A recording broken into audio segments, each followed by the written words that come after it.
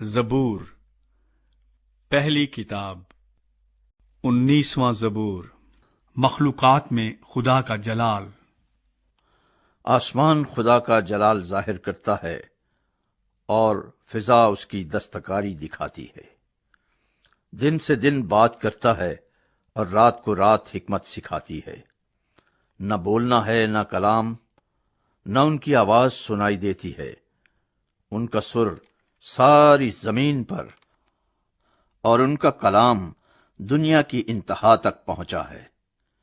اس نے آفتاب کے لیے ان میں خیمہ لگایا ہے، جو دلہے کی مانند اپنے خلوت خانے سے نکلتا ہے اور پہلوان کی طرح اپنی دوڑ میں دوڑنے کو خوش ہے۔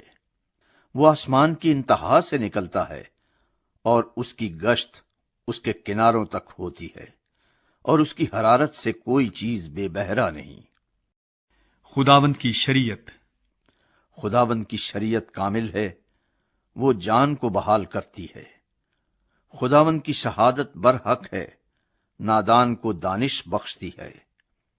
خداوند کے قوانین راست ہیں، وہ دل کو فرحت پہنچاتے ہیں۔